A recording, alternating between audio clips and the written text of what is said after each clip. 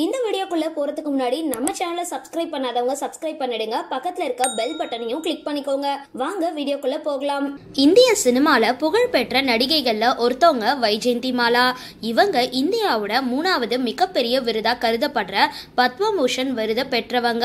சினிமாவில நடிகையா மட்டும் இல்லாம பரதநாட்டிய கலைஞராகவும் வைஜெயந்திமாலா அறியப்படுறாங்க. 1947ஆம் ஆண்டு வெளிவந்த வாழ்க்கை படம் மூலமா தமிழ் சினிமாவில நடிகையா அறிமுகமானாங்க. இதை தொடர்ந்து தமிழ், தெலுங்கு மற்றும் ஹிந்தின்னு பல்வேறு மொழிகள்ல நடிச்சிட்டு வந்தாங்க. 1995ல வெளிவந்த தேவதாஸ் படத்துல சந்திரமுகி கதாபாத்திரத்துல நடிச்சதன் மூலமா இந்திய அளவுல கவனம் பெற்றிருந்தாங்க. ரசிகர்களோட பேராதரவை பெற்ற நடிகை வைஜெயந்திமாலா பாலிவுட் நடிகர் ராஜ் கபூரோட குடும்ப மருத்துவர் சமன்லால் பாலிய திருமணம் செஞ்சுக்கிட்டாங்க.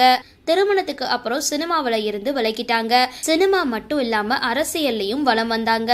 91 வயதான நடிகை வைஜெயந்திமாலாவோட உடல்நிலை குறித்து வதந்திகள் பரவிட்டு வந்த நிலையில இது குறித்து அவங்களோட மகன் சுசீந்திர பாலி விளக்கம் கொடுத்து பதிவு ஒன்ன வெளியிட்டிருக்காரு. இதுல வைஜெயந்திமாலா நன்றாக நலத்துடன் ஆரோக்கியமா இருக்காங்க. அவங்கள பத்தின வர தகவல்கள் வதந்தியே, செய்திய பகிரறதுக்கு முன்னாடி சரி பார்க்கணும் அப்படின்னு சொல்லியிருக்காரு.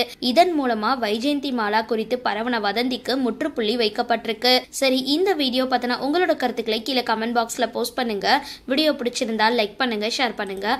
மறக்காம டிபி காபி சேனலை சப்ஸ்கிரைப் பண்ணுங்க.